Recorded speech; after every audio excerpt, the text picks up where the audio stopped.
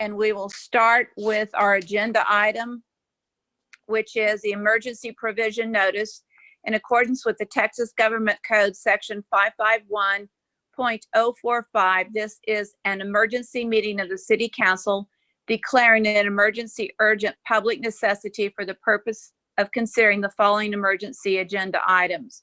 We did not receive any public comments, so there will be none read into the record.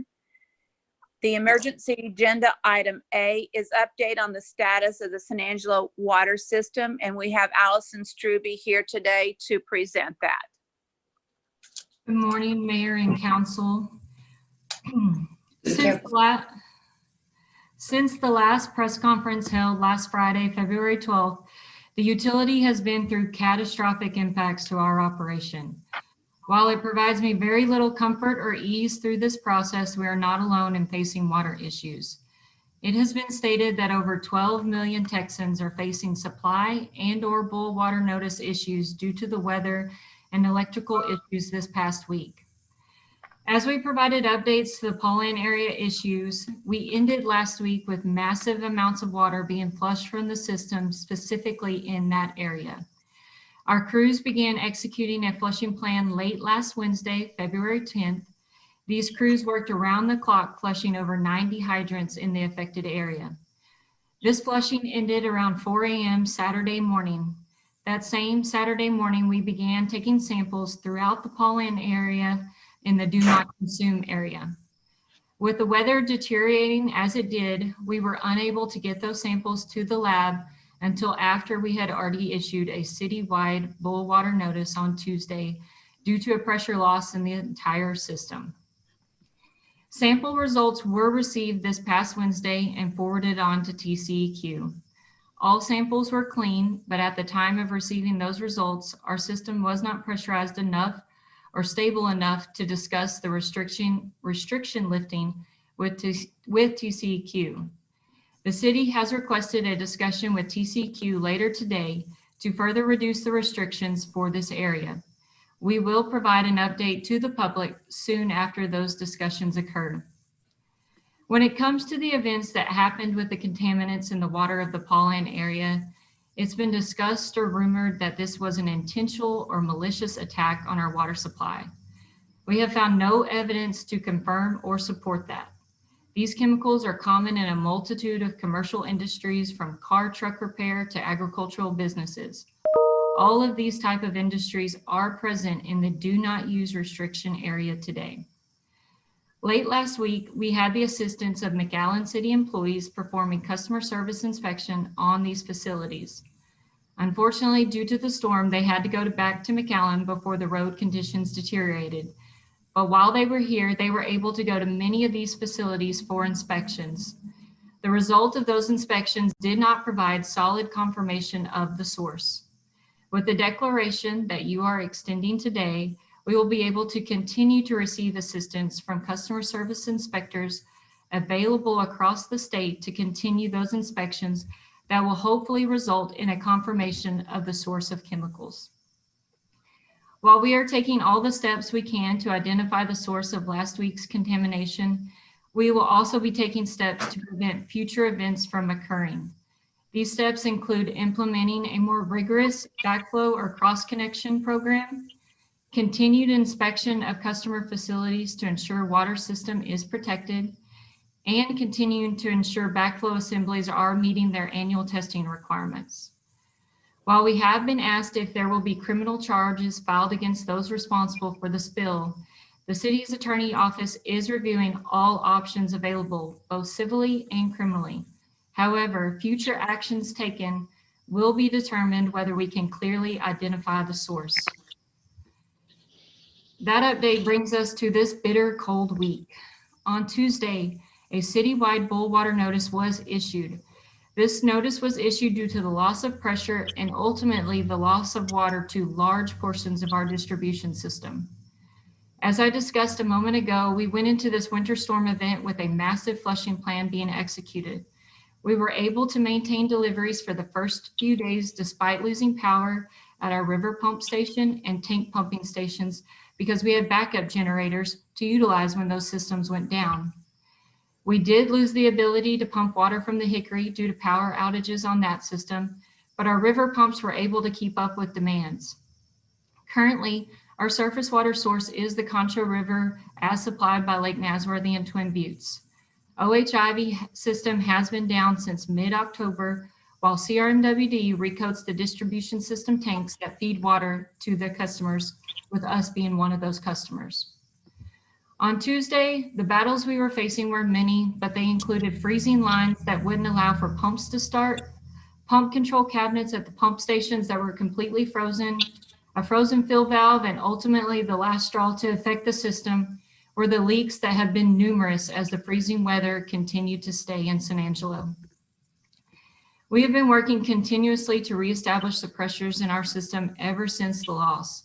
It's been a very slow process, but we're making slight improvements every day. On Wednesday, plant pressures were around 40 to 50 PSI when the normal is above 80 to 90. Thursday, those pressures improved to 70 and 80 PSI, and we even started to see some volume make it into the Lakeview and Loop tank storage facilities. Last night, we were able to see those tank levels increase and even start to be able to bleed water pressure into parts of the high plain.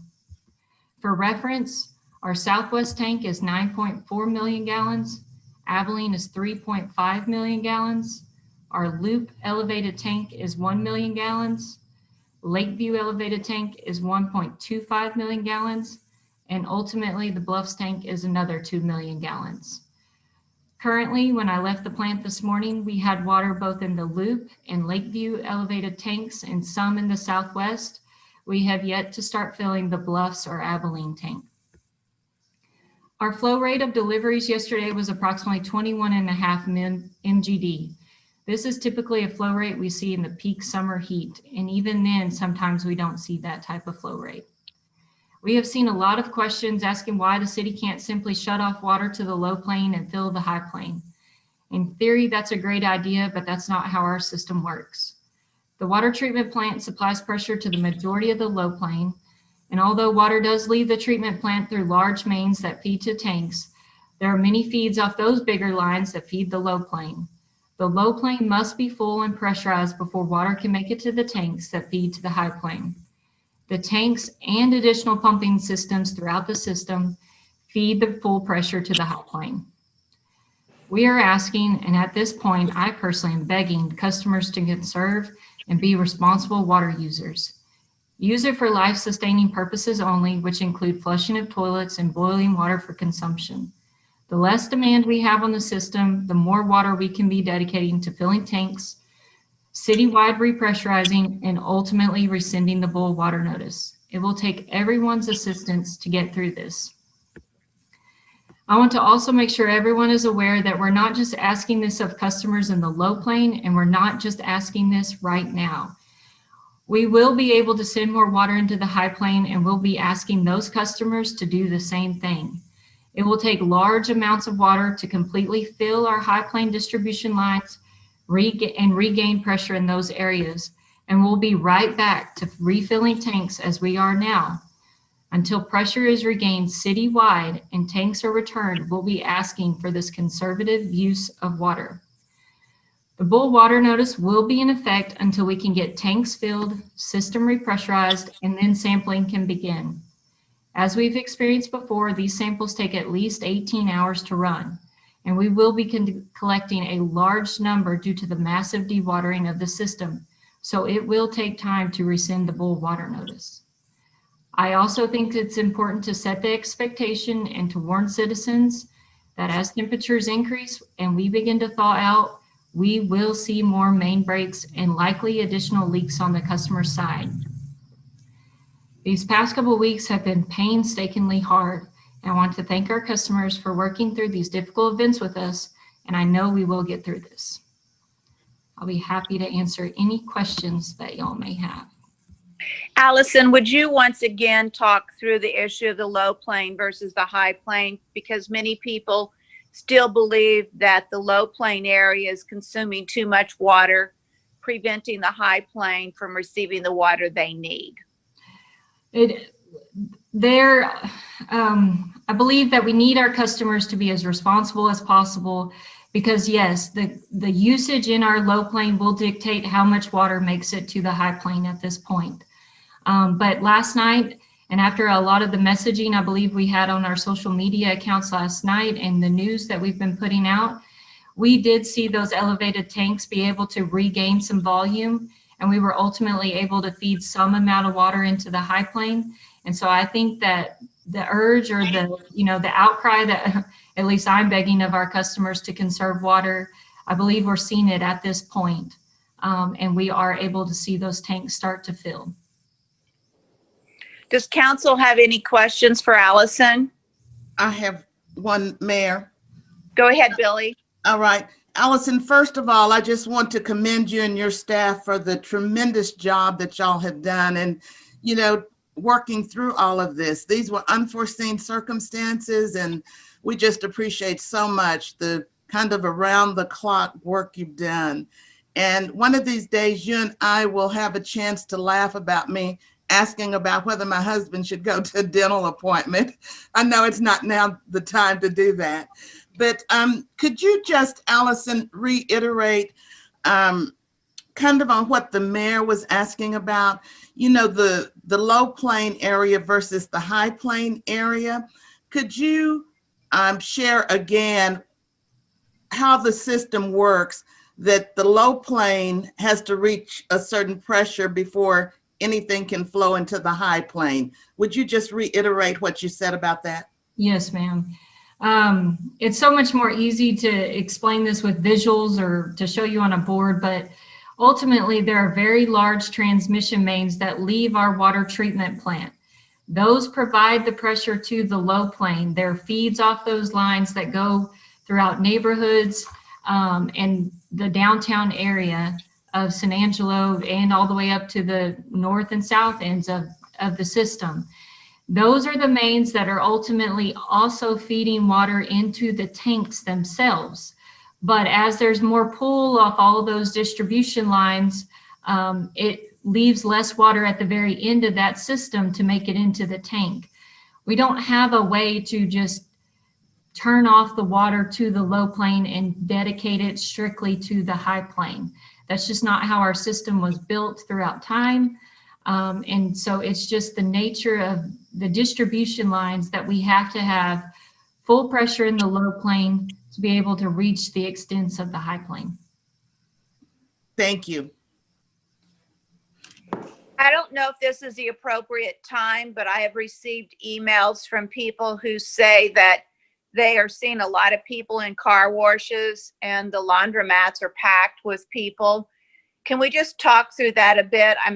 I can't imagine people are taking their cars through a car wash, but I've been told that that's happening. Is there anything that we can put out there for the public to please restrict car washing and as a step to help conserve water and get the tanks full?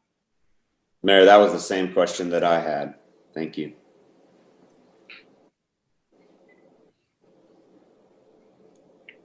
I guess what we're saying, go ahead, Allison. I guess I can't speak to if we can shut them down or not, but all I can say is, we are putting out that message. I know Brian's, putting that out on Facebook as much as possible, that the essential or the life-sustaining purposes of water right at this point are flushing of toilets and boiling water for consumption.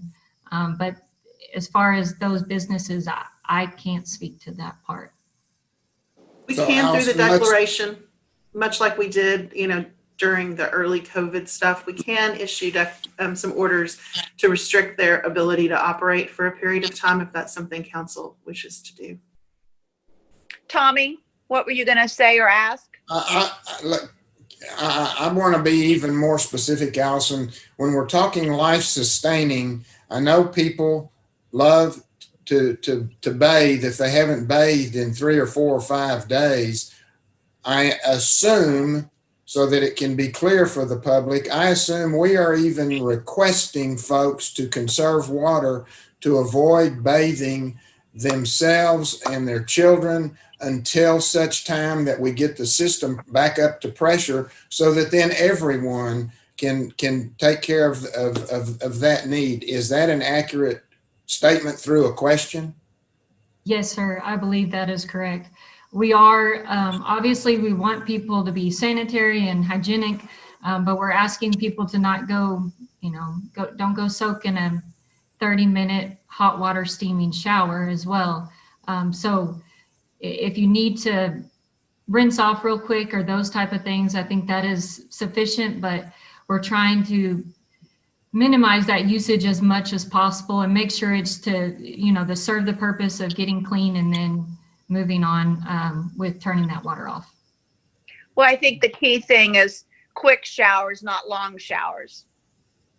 I've been telling everybody like the scenario if you're bathing in a camper, you want to turn the water off, shampoo your hair, turn it back on, rinse it off real quick. That's as best as I could do to tell people how to shower if they need to get in and out. Is that a correct scenario, Allison? I think that would be a conservative use of water if you were turning off the water while, you put shampoo in your hair and those type of things. Are there questions or comments from anyone else on council before we move forward? Lucy and then Lucy, you're on mute.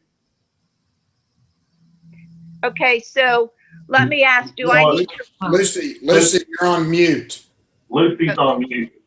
Okay. And then I got one ready too. Well, go ahead, Tom. Yes, Lucy. Yes, I just wanted to ask Allison. Allison, again, thank you so much for your hard work and your crew and all the city staff. My question is, can you tell us again, Allison, when are we to receive those samples for the PaulAnn edition? We have received the samples and they were clean, but we have sent those to TCEQ, and so we are hoping to have that discussion with them later today on what restrictions we can start lifting from the PaulAnn area. Okay, thank you so much. Tom? Allison, I got a question for you. I'm trying to explain it. So if we look at our water system, we're almost like an upside down wedding cake, all right? As it fills and then it works its way up, correct? Would that be a way to categorize it? I got to don't understand that. If we don't conserve water, how long is it going to take us, in your estimate, before we get to a point where we can come off a water boil? Is that 5 days, 7 days? If we don't, and if we do, can we possibly cut a supply down to maybe getting those tanks full in 2 days? If you got a range. I think with the headway that we made last night, if we can have another night like that, nighttime is when we can make up a lot of ground when everybody's asleep and not using water. And so I think if we can repeat last night again tonight, I think that we will get a lot closer to having better pressure in the high plane. And at that point, we could start pulling samples possibly tomorrow, if not Sunday. So maybe we can look at rescinding the bull water notice either Monday or Tuesday. All right. But the message is quit using water. Shut down as best you can. Emergency use only. Yes, sir. Okay. Thank you, I have another quick question, Allison. Did I understand you as you were going through the chronology of what tanks would be filled, that the Bluffs tank will be the last tank to be filled? Yes, so our Bluffs tank does not have a dedicated transmission main to it from our treatment plant. That facility fills from our Abilene and Loop tank facilities. Or sorry, I misquoted. Southwest and Abilene fill the Bluffs tank. So we've got to have water in those two ground storage facilities to fill to the high plane or to the Bluffs tank. Okay. Daniel, you wanted to make a comment? Yes, ma'am. I just want to stress something that Allison said a while ago. It's really important to really put it out there. She had mentioned 12 million customers without actually under the boil water notice across Texas. I read a report this morning that number has gone up to 13 million customers. That's half of Texas residents that are on a boil water notice. And the reason I bring that up right now, and that's actually over 700 water systems that have been impacted across the state of Texas. The reason I bring that up, it's imperative for us to really work together to conserve that water so that we can actually get our tests done and get the boil water rescinded, the notice rescinded. That has to go through TCEQ. If you have that many water systems that are under the boil water notice, they're going to have a tremendous backlog. You know, so we want to make sure that we can get our testing in ahead of other water systems that are having the same issue, so that we can rescind ours as soon as possible. So again, I just wanted to say that so we can stress to our citizens to help us out at this point, so that we can get our testing done and get that to TCEQ as soon as possible. Mayor, Tommy. Yes, Tommy. Brian, you have done an excellent job too with the public information. If you can just keep emphasizing to the folks that follow us on Facebook and Twitter and other social media to conserve water as much as they possibly can. I think that message still needs to be repeated as often as possible, so that people that keeps it at top of mind for them. Maybe it might stop them from doing something that they would otherwise normally do. They don't need to conserve quite as much water. So good job on what you've done, and keep it up. Yes, sir. Thank you. I'll give a shout out now that everybody has power, that our partners in the media have done a tremendous job in getting the word out, and we could not do this without them. So thank you to all of our media partners. Well, I want to say the following, and that is that there are folks who live in the Delwood area, the area off of South Chadbourne and Old Christoval Road, as well as the Metcalf area. They received power last night around 9 o'clock, which is the first time they've had, many of them, not all of them, but many of them, since Sunday 2 a.m. or basically Monday 2 a.m. So those folks haven't had water, haven't had power for 5 days, almost 6 days. So let's also conserve so that they can finally take a bath and finally take care of themselves, because they have not had the opportunity for many days. They have carried the blunt of this power outage. They tried yesterday to bring them up. It kept going down. Finally, at 9 p.m. last night, they were able to split some lines, reduce the load, and finally get those folks power that stayed on for several hours.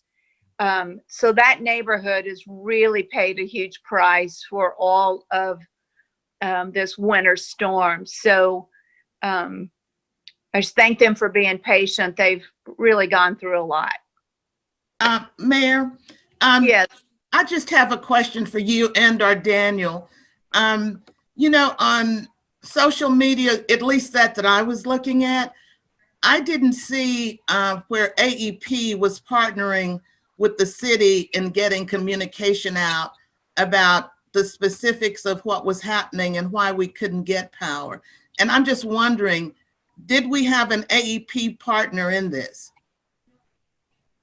Mayor, I'll answer that. Yes, we do. We have our representative in our area. His name is Blake Burchard. And I know the mayor and I were in constant contact with him, but again, we were wanting to get more press releases. And I think at this point, especially with AEP, they were waiting for word back from ERCOT as far as how much power could be released into the system. So I think there was some communication issue there, because we would have really appreciated more press releases coming from them, so we knew exactly what we could anticipate. A lot of the calls that I made to Blake, and I'm sure the mayor as well, we were hearing the same thing, is that they were not getting the authority yet to release the power to our area. And ERCOT, you know, is under fire for that. I know that we had, the mayor worked very diligently with all our state and federal elected officials to put pressure on AEP, to not just AEP, but ERCOT also, to get that electricity back to our area. But again, that's what we kept hearing. And really what we needed was better press releases, I think more in layman's terms, to really explain to our citizens exactly what was going on there. So again, on our part, we're hearing the same thing, and there wasn't much to report back from Blake as far as what he was hearing from ERCOT or not hearing from ERCOT. Right, and I understand that, Daniel, but it would have been nice if the community as a whole could have heard some of that, and not just you and to the mayor, because, you know, the citizens of San Angelo hold the city leadership accountable. And it would have been nice if they had been on, you know, social media and at press conferences, letting folks know the specifics of what was going on. Is, you know, just my concern that we didn't see or hear from them as much as I think we should have. And I understand that they were under the authority of ERCOT, but they're our local representatives, and I just think they should have been out there more with you and with the mayor partnering on this. I think that, and I can say this too, I know that even with AEP, there's always this concern about throwing a certain group under the bus, especially at ERCOT. So I think that there was probably some concern as far as sharing certain information, maybe pointing, I'm just conjecturing here, as far as pointing the finger at ERCOT and saying, hey, we're just not giving that authority. I don't know, you're right, Billy. I think that's something definitely that Blake or AEP should have come out and done a little bit more presenting on that, because we really didn't get that presenting portion of it. So again, that's lessons learned as well. And in the future, of course, just to push to ensure that that organization really is out there doing everything they can to get the information out to our citizens. I think that the other issue that complicated it all, as you are very much aware, is even the KLST and KSAN's power went down. Foster Communications lost power. So many people in the city didn't have power. So even though we might have had limited information, getting it out to the public with reduced media options was very difficult. AEP was reluctant to put some of the information out there because the minute they put it out there, ERCOT pulled back the amount of power that they were giving them. So if they said we are going to be able to put, I'll make up a number, 30,000 more people with power today, and then all of a sudden ERCOT pulled back that power 1 hour later, then that went down to 1,000 people. So it was the unreliability of the information given, because at any point what was said changed hourly. And so it was hard to put out a press release with solid information because solid information did not exist. Mayor, I do want to point out that, of course, every single press release we did receive, Brian Groves was on top of that, and he did put it out to the media. So again, those press releases released by AEP, our public information officer was really quick to put that information out there as well. Mayor, let me. Yes, Tommy. Nobody has said anything to Shane. Shane's sitting here in this meeting too, and it's like we're looking beyond him. Shane, I want to personally thank you and every one of your operations people. I know many of you, including yourself, Allison, you too. Brian, you may have been a part of this too, but I know there were a lot of people that didn't go to bed Tuesday night because they were outside in the cold weather looking for water leaks. And the rest of us were in bed under covers if we didn't have power. Shane, thank you to you. Thank you to all your staff. Allison, thank you to you and all your staff.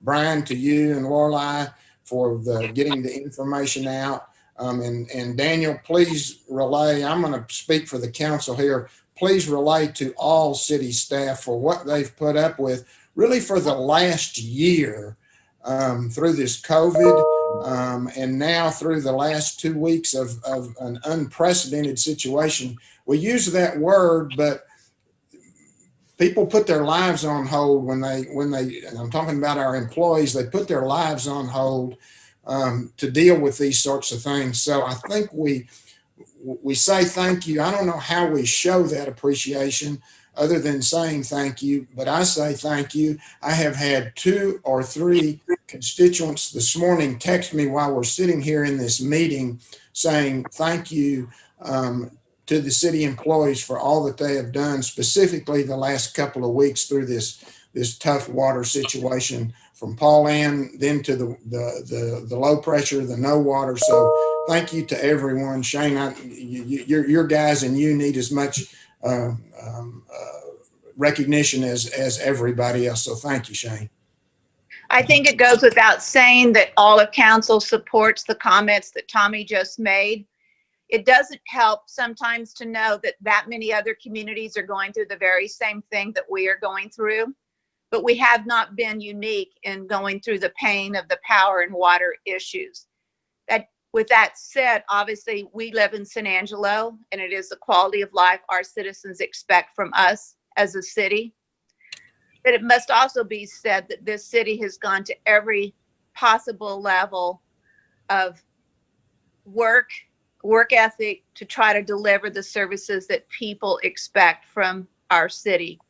It has been a lot of lessons learned, a lot of pain, a lot of anger, as we all know. Many situations of our inability to impact the decisions, for example, on power. The city does not have the power to turn on or turn off electricity. And I know that through this process, many people believe that I, the mayor, Daniel, Allison, Shane, whoever had the authority and the ability to turn the power on, just didn't do it. That is out of our control. The one thing we do have is obviously our ability to communicate to the public what is going on, as much information as we possibly have. And certainly there was a lack of information. So we ask that you continue to allow us to get as much information as we can, get it out as quick as we can. With everyone having power today, I think that we have the ability to get out the information at a better level than we've been able to. But not having TV stations and radio stations to help us in the communication, we can do all we want on social media. If you don't have power at your house, it doesn't matter what we're putting on social media.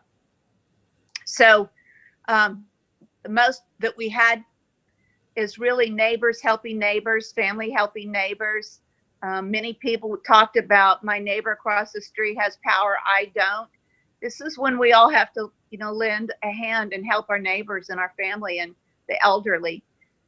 We as a community have to help the community, and that, I know that's, people are going to criticize that comment, but it's truly what we are as a city. It's a city full of citizens, neighbors, family, and friends. And we continue to lean on you and ask for you to help us in the communication and the support that all of our citizens need.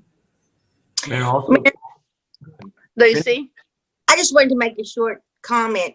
On behalf of the PaulAnn residents, they were so grateful to the city for going out there and delivering the water for them to drink. We are so grateful to the city, and they kept on sending us messages telling us thank you, thank you, thank you, because this was done in the middle of the afternoon when it was pretty cold, and that city truck was going down the street of every road in the PaulAnn district. So on behalf of the PaulAnn residents, thank you very much, Shane and his crew.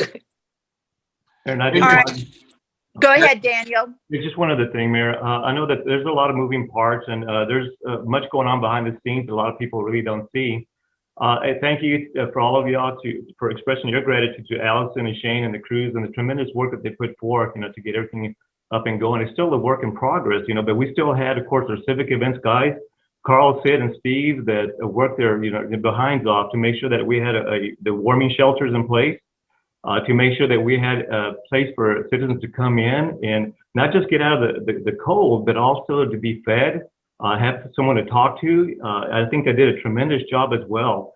Police and fire, just keeping people safe on the streets as well. We just did a wonderful job. It was an all-out effort. And again, my gratitude to all the staff. It would take forever. Really, we don't have that much time to thank every single person individually, but we are absolutely grateful. Mayor Harry Thomas. Yes. Just quickly, I think everything's been said. Tommy, you did a great job of reiterating exactly what I was thinking.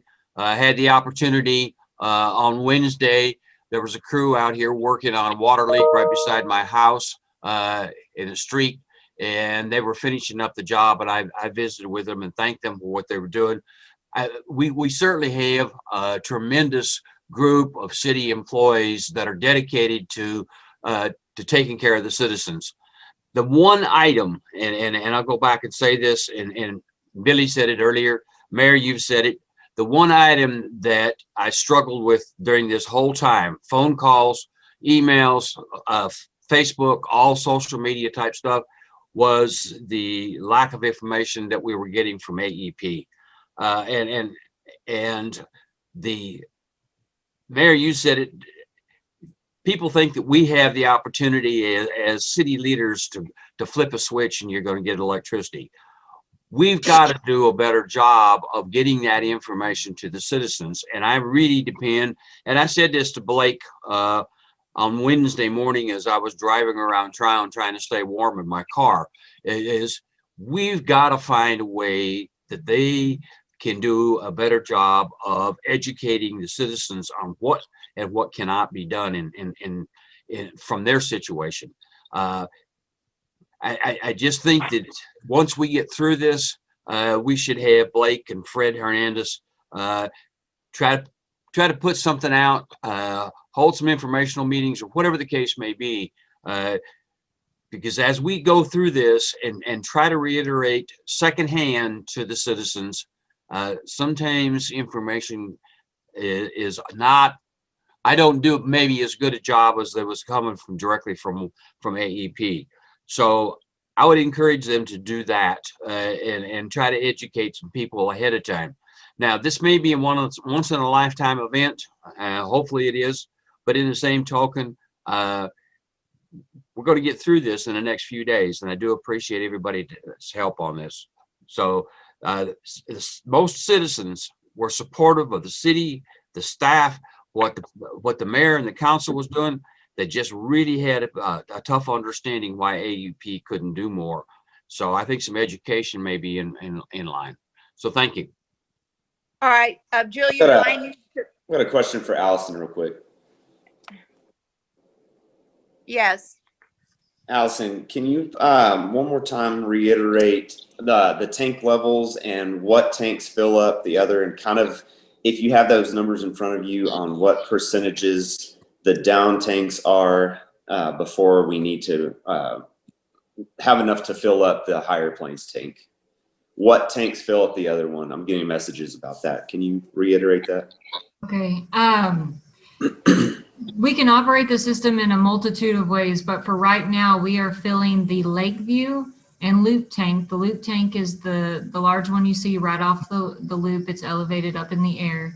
We are filling those two tanks first right now, and then we will begin filling the Abilene ground storage tank, which is near Abilene Street, and Southwest ground storage, which is back behind Walmart and Lowe's. That is the largest ground storage facility we have. Once Southwest and Abilene are filled, we can use those pumping stations that are at those two facilities to pump water into the Bluffs tank, which helps stabilize the entire pressure for the high plane. Very good. I hope that answers your question. Thank you. I will add, we're going to put Allison's statement out after all this is over to send to everyone. So all this information that she has said, we're going to send out to everybody. So those who haven't watched can read that. That would be great. Mayor, Okay. let me Yes, bring Tom. something up here, Mayor. Yes. Both my personal cell phone and my city cell phone, as we have been sitting here, have just lit up with people asking if we are going to do anything about the car washes and the washaterias. Are we going to ask? Are we just going to request that they can serve? Are we going to take some action on that? Again, both of my phones have just blown up here in the last 20 minutes with those two questions about car washes and washaterias. Are we going to send, maybe some of our code enforcement people around to visit with them first? I mean, what are we going to do here with those that may be super users?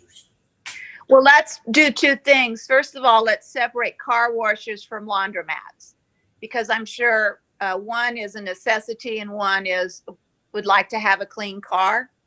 There are people who haven't had water in their homes. I don't know what their situation is relative to needing to wash clothes. So I think we need to make sure we talk about those separately and deal with those on two separate issues. We do, Mayor, and we can address that. I know that right now we're doing the update and status on the San Angelo water system.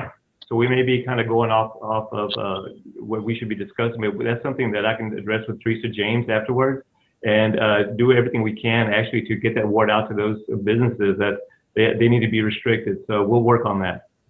Daniel, I would say initially, let's see if we can ask them, let's say firmly, but ask them to comply with conservation. If they do not choose to comply after being asked once or twice kindly, I would say, then maybe we have to restrict them. But let's see if we can get them to come into compliance with requests first, and then if other steps need to be taken, we can take those steps, whatever they need to be. Will do. Okay. Okay, so do I need to read the disaster declaration? Ma'am, you need to, go ahead, Julia. If you'll just read, if everyone's finished discussing the water system update, we can go on to item B. If you'll just read, and then Teresa's prepared to discuss that, and then we can have action on that. Okay, so item B is consider reauthorizing and extending a disaster declaration related to water contamination in the PaulAnn area, and authorizing the city manager to execute all related documents for emergency purchases up to $100,000. Do I need to go ahead and read item C as well? You can if you want me to talk about both of them together, or we can just do one at a time. It's whatever you prefer. I think I'll go ahead and read item C as well, and we'll talk about item B first. But item C is consider a local disaster declaration for Winter Storm Uri, authorizing the city manager to execute all related documents for emergency purchases up to $100,000 and waiving permit fees through March 18th, 2021. Okay, thank you, Mayor. Both of these declarations are necessary for us to continue to receive services and things from TDEM. As you may recall, with the issue in the PaulAnn and the contaminants in the water system, the mayor did do a declaration. Those declarations that are executed by the mayor are only good for 7 days. So that initial declaration has expired. So what the first item does is it reinstitutes a declaration by the mayor and then allows the city council to continue that declaration beyond 7 days. We also are finding that the testing costs are already exceeding or getting close to exceeding the $50,000 that we are authorized to spend without council approval. And it's anticipated, and Allison can probably talk more about this, that we are going to be having a significant amount of testing going forward to deal with the concerns of the contaminants in the water. So we are asking that the city manager be authorized to enter any emergency contracts related to the water contamination issue and to pay any invoices that do not exceed $100,000 that are necessary to conduct testing and repairs related to the contamination. The second declaration is very similar. It has to do with Winter Storm Uri, which is the name. I realized last night it actually had a storm and a name, and that's what it is. It's Uri. And we're declaring a declaration. There's already a governor's declaration, but his declaration, from what we understand, only covers the relocation of people and, doing the warming centers and those sorts of things. It doesn't necessarily address any local issues like broken pipes or broken infrastructure. So we are also declaring a local disaster pursuant to the Texas government code related to the winter storm. Similar to the other one, we are asking that you authorize Daniel to enter into emergency contracts and pay invoices not exceeding $100,000 that are necessary to alleviate any of the concerns that come up. We also, if you'll recall, during our disaster related to the tornado, waived fees for permits to make these repairs. If people's pipes do break, there is going to be a permit process that they'll have to go through. And so we're asking that you waive those permit fees for the next month to allow people to make those repairs. And I'm happy to answer any questions. Do we have questions for Teresa from council? I'll go council by council. So Tommy, do you have any questions? No, ma'am, I do not. Billy? Billy. Okay, Tom? sorry. Okay. Teresa, are there any income restrictions on repairs due to the water line breaks and things like that? We are doing an item coming up that Bob will discuss, the program that we do have, and we are going to be asking you to make some changes to that program, but that's coming up on another item. Okay, but as far as getting those repairs done and the permit fees declaration, it doesn't have any dollar amount tied to it. No, we will waive all permit fees regardless of income. Thank you. Tom, did you have any questions or comments? No, ma'am. Lucy? No, ma'am. Lane? No, ma'am.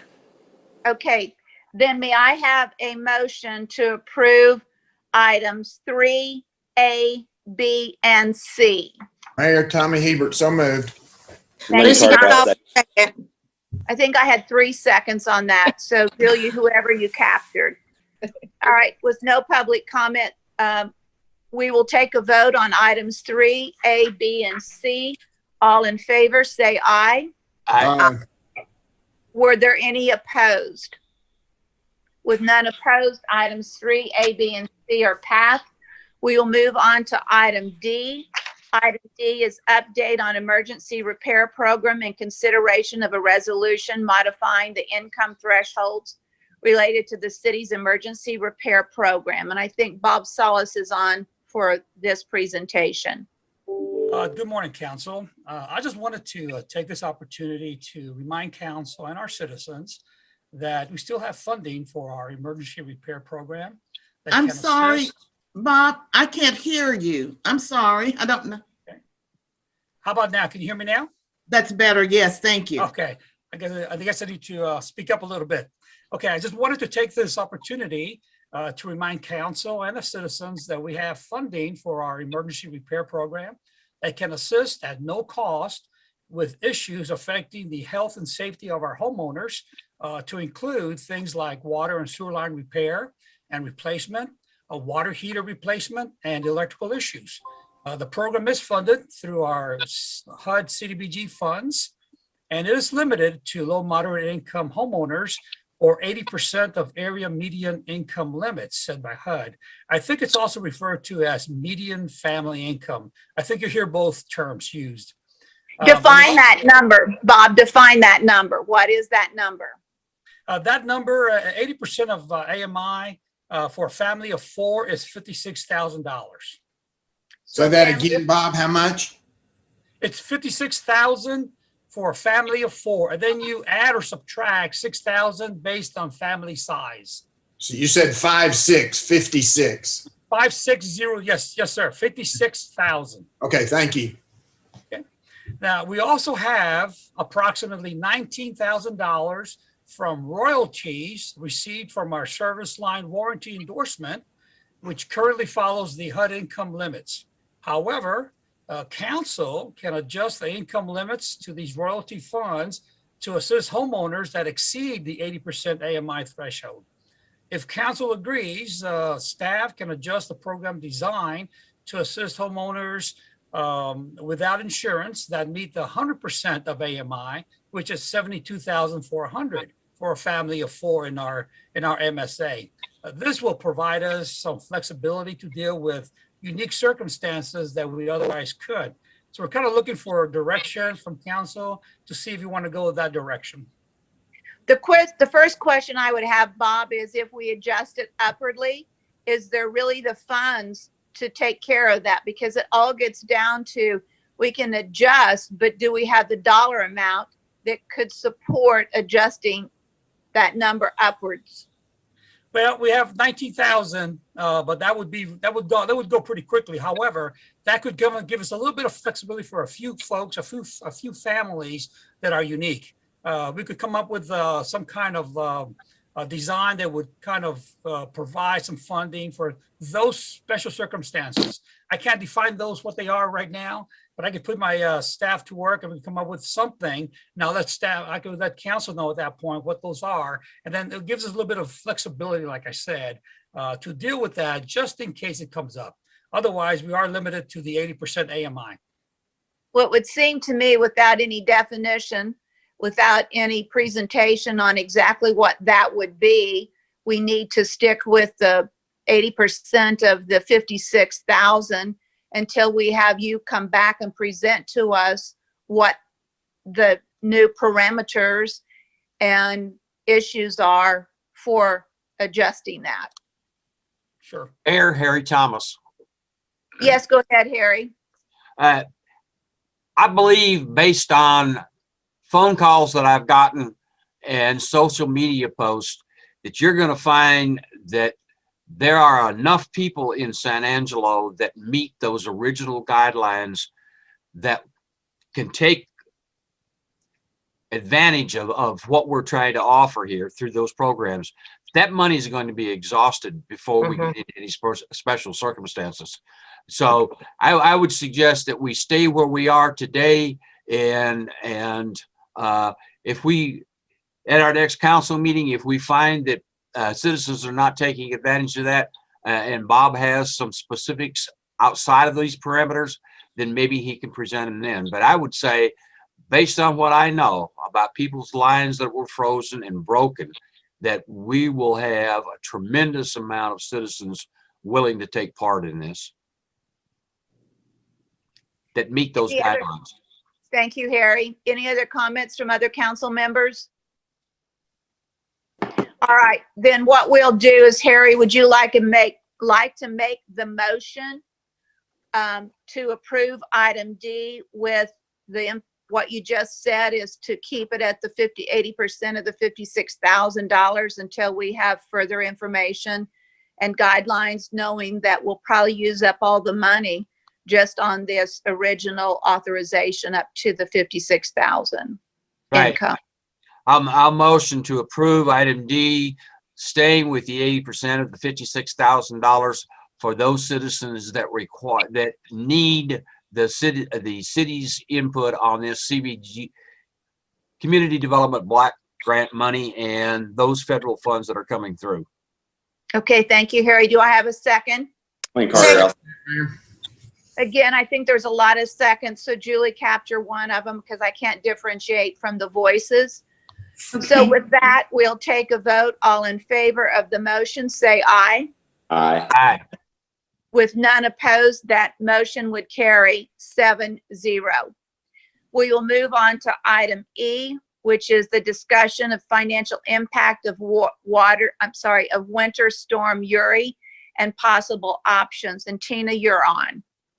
Thank you, Mayor. I just really wanted to take this opportunity to update the council on what we know so far. I've been in discussions with our TDEM, our Texas Department of Emergency Management contacts, to find out what kind of assistance, if any, may be available to the city for the storm event. Right now, funding can currently only be approved for shelter and evacuation expenditures. So we're taking steps to at least seek that approval from TDEM. We're also taking the steps to make sure that if and when additional funding may become available, we will be ready to seek it at that point. Things like tracking expenditures for everything that any of our staff is doing and any supplies or anything like that. We are already tracking those through a project code. And so if we do receive additional funding, we'll be prepared to report that to TDEM at that point. They can also assist with issuing cots, blankets, and some other supplies if requested or needed. So if you're aware of anything like that, please let us know and we will begin to work toward those ends as well. Since the thresholds for assistance from FEMA and TDEM require, the city and the county and the state expenditures to get to a certain threshold, it can take a little time for that information to be compiled at the state level. But again, city staff is doing everything we can on our end to compile that information. Council, do I have any questions or comments from council for Tina? There's no motion needed on this issue. It's just a discussion at this point in time and allowing all of us to know that Tina and the finance department is working with TDEM, state and federal, to see what support financially we might be able to use. And with that, I will ask for a motion for adjournment, please. Mayor? Yes, Tommy? No, I guess maybe I need to ask Teresa this question first. We have Shane on here. Is there any possibility, Teresa, that Shane could give us very brief overview and what with respect to Republic Services and their intentions and abilities now that we hopefully are going to start seeing things warm up with respect to them picking up recycling, bulk, and regular household trash? Can he? Well, we did do some research on whether or not there would be a financial impact to us as far as fees that we are paying to Republic. And so I think if he stays pretty close to that, we can squeeze it in under this discussion of financial impact. I've got one more question maybe for Daniel. to ask. Wait a minute, Lane, wait a minute. Let's have Shane to answer Tommy's question first, and then Well, and Lane, let I'll me have you preface on. it. Let me preface Shane's comments by saying that we looked at the contract yesterday, and Republic is able to have up to 11 days without service. And so Shane, maybe you can address how many days it's been and when their service might resume to know if we're going to meet that threshold. Yeah. The service was suspended last Thursday due to road conditions, about the same time that we started seeing the ice move into town. So services are going to resume today as as the sun comes up and the roads start thawing. So service will resume today. It will start with the Thursday service that was left off when they suspended service last time. So we will start with Thursday services today. They will collect everything in the Thursday area today, and then we will then they will work through tomorrow, and Friday services will be tomorrow, and then they will start over again on Monday, just like a normal week, and progress through that. And they will be running extra trucks with extra bodies to collect the additional trash that has been built up due to lack of service. Jane, will they pick up everything when they come, or will it be on our normal bulk day, normal recycle day? They're going to try to collect everything as they come through. They will have they're running bulk trucks, they're running their recycling trucks, and they're running their standard trash trucks, and they're going to try to do that all basically at the same time through this next week to try to really push hard and catch back up on the days that they suspended their service due to road conditions. Thanks, Shane. Okay, Lane, did you have a comment? Yes, I've had this question asked to me from a few people, and that I think all of us need some clarity on from AEP and the Electrical Commission. There's been a lot of talk about rates, electrical rates, and how they are going to start charging people in this emergency situation. Daniel, do you know anything about that? Can you clarify that, or can we get more information about that to where we can give to our citizens?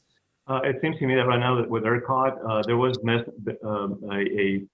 a message as far as some of the needs for the grid, that they may have to adjust what they would actually charge for electricity. But I can tell you right now that there's a lot of our state legislators that push back on that. So I don't know where that's going to go. And again, we have a lot, as I mentioned a while ago, our legislators are pretty upset about this. So any talk about increasing fees, there's going to be some pushback on that. So on our end, I can guarantee you that we'd be doing the same thing. But that's the only thing that I've heard at this point, Lane. Okay. Thanks, Daniel. You're welcome. And Mayor Brian Groves, Yes. can I ask a question real quick? Sure. Hey, Teresa, I don't know if this fits in the financial item, but do you want to address the price gouging with the Attorney General, and that we've been seeing some of that locally? Yeah, we have had, especially when our shelter was open, we had some concerns raised to us that there were some hotel facilities that were increasing the price dramatically of a hotel room. That is considered price gouging since we are under a declared emergency at the state level, and people can look at our website. We have a link for you, but go to the Texas Attorney General's website and just put price gouging in the search bar, and you'll come up with their page, and it describes what that is. It doesn't apply to everything, but it does apply to things like food and housing and supplies, and also a form to report that, and the Attorney General's office will handle investigations into those concerns. But to be clear, Teresa, we, the city, do not fill that out. It has to be on a customer by customer basis. It's not the city that files the gouging issue. That is correct. Individuals need to file those forms. Okay. All right. Anything else before we ask for an adjournment? Mayor, Yes, Billy? you know, what Tommy said that we all endorsed, and what has been said numerous times about, you know, the thank yous to Allison and Shane. You know, you're my buddy. You know, I didn't mean to leave you out. So, but may I please just share something that just popped up in my email, and it won't take long, but it was sent to me, and one of my constituents was letting me know that he also sent this to Allison. And it says, Mrs. Strube, Too often, departments such as yours only hear complaints about service or billing, and never often enough do they receive notes of thanks or congratulations. As someone who understands what goes on behind the scenes, I want to extend my thanks and appreciation for the work you and your whole department, especially those who have worked long hours in the sub-freezing temperatures to get our water supply operational again. I have worked outside at night in similar temperatures. I know what it is like. I live in the High Plains area. It was a real morale booster this morning to see water flow from the faucets. I know the tanks aren't full yet, so we will use water judiciously as requested and appropriate. But there is a light at the end of the tunnel that isn't a train. Please pass on to all of your staff, especially those involved in working in the cold, wet environments of a ditch, my sincere thanks. I know they would rather have been in a warm home with the families, but instead they stood up for the greater good. They are heroes in my book, most sincerely, and I won't say his name, but I just thought, you know, as we're talking about this, and we do receive a lot of frustrated calls, but here's someone with sincere appreciation, and I just wanted to share that for whatever it's worth. So Shane, Allison, Daniel, Mayor, everybody, thank you, thank you, thank you. Thank you for sharing, Billy. That is greatly appreciated. I'm glad you did that. Okay, so do I have a motion for adjournment? Mayor, I'd move we adjourn. Tommy Hebert. Thank you, Tommy. Do I have a second? Second, Mrs. Gonzalez. Again, Julia, pick up that second. And with that, we'll take a vote. All in favor, say aye. Aye. With none opposed, motion passes. We are adjourned at 9:35 a.m. on the 19th of February. Thank you, everyone. And without, Be above one more freezing thank today. you to everybody. Stay Thank you. warm.